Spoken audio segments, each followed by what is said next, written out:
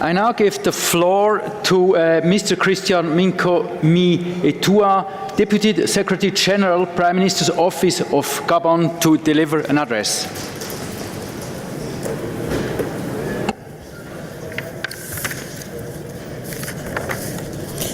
Monsieur le Président de séance, Mesdames et Messieurs, en vos grades et qualités, il m'est particulièrement agréable de prendre la parole à l'occasion de ce forum mondial pour la réduction des risques de catastrophe.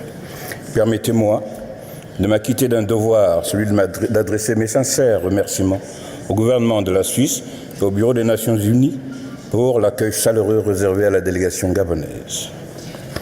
Le Gabon souscrit pleinement à la déclaration commune africaine de Maurice, au cours de laquelle les chefs d'État et de gouvernement ont adopté en 2017 le programme d'action pour la mise en œuvre du cadre de Sendai 2015-2030 en Afrique. Il est de même pour la déclaration de Tunis en octobre 2018, adoptée pour consolider l'engagement des États membres de l'Union africaine en vue d'accélérer la mise en œuvre du dit programme. Notons que cet engagement a été renouvelé au niveau de l'Afrique centrale par les ministres en charge de la réduction des risques de catastrophes en octobre 2017 à Brazzaville, en République du Congo, par l'adoption du plan d'action révisé pour la mise en œuvre du cadre de Sendai à l'initiative d'un agenda commun entre les secteurs de gestion des risques de catastrophes et de la météorologie.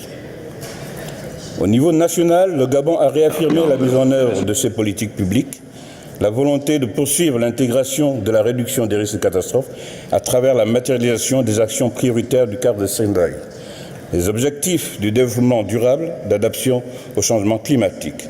Cette dynamique a donc conduit le Gabon à prendre des mesures importantes ci-après. Création d'une structure administrative pour la gestion des risques de catastrophes avec des services déconcentrés. Renforcement des capacités de la plateforme des risques nationale pour la prévention de réduction des risques et catastrophes, qui est un mécanisme de coordination et d'orientation créé en 2011.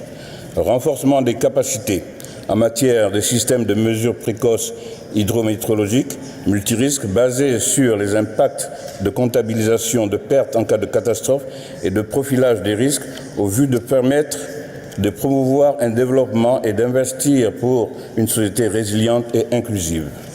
L'organisation fréquente des ateliers de sensibilisation et de formation au profit des parties prenantes à la connaissance des risques de catastrophe.